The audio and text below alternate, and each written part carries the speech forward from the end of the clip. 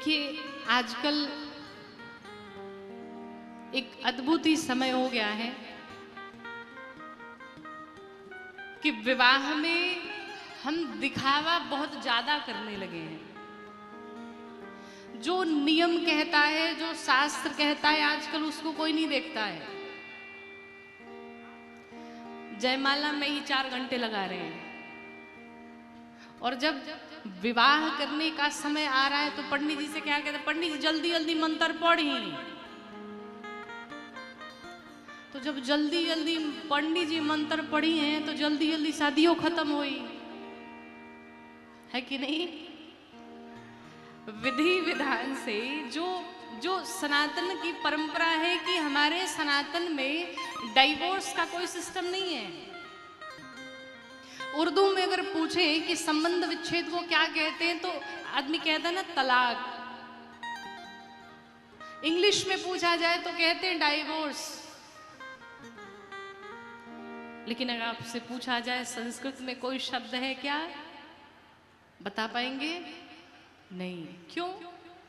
क्योंकि हमारे सनातन में विवाह की परंपरा, जिससे हम एक बार जुड़ गए फिर जन्मों जन्मों का संबंध हो गया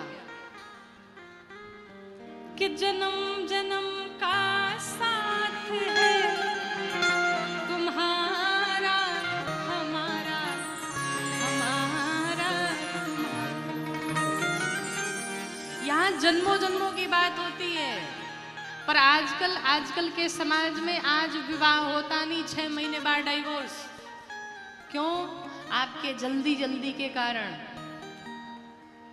विवाह करिए तो विधि विधान से, जैसे नियम कहते, जैसे शास्त्र कहते हैं, खूब बढ़िया से विवाह करिए। और विवाह के पश्चात जिसे आप रिसेप्शन कहते हैं, फिर उसमें जितनी पार्टियां करनी है, जिसको बुलाना है बुलाइए, खूब आनंद करिए। पर विवाह विधि विधान से होना चाहिए। सावधानी बरतिए विवाह में।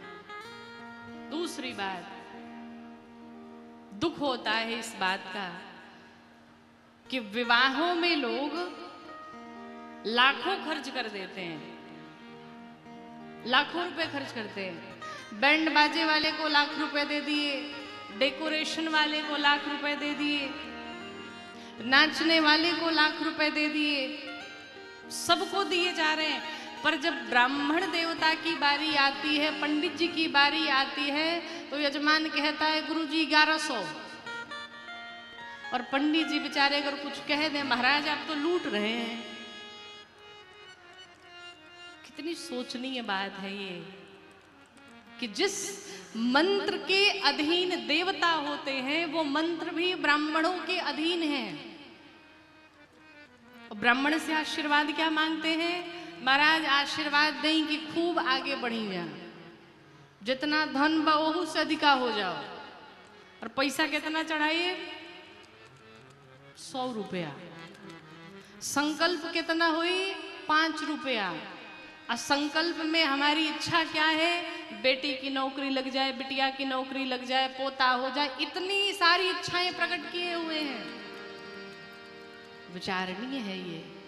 हमारे समाज में, हमारी संस्कृति में, हमारे सनातन में आपको जिसका आदर सत्कार करना चाहिए आप नहीं कर पा रहे हैं। आप किसी एक श्लोक का, एक मंत्र का क्या भला दक्षिणा देंगे? किसी के बस की बात नहीं है। ब्राह्मणों का सम्मान करिए। आपके विवाह में कोई ब्राह्मण देवता आए हैं, उनका सम्मान करिए। यथोचित जो उनकी दक्षिणा होती उन्हें प्रदान करिए, ताकि वो ब्राह्मण खुश होकर के जाए, संतुष्ट होकर के जाए आपके घर से, और आपको आशीर्वाद के लिए कहना न पड़े, वो अपने आप आशीर्वाद दे करके जाए।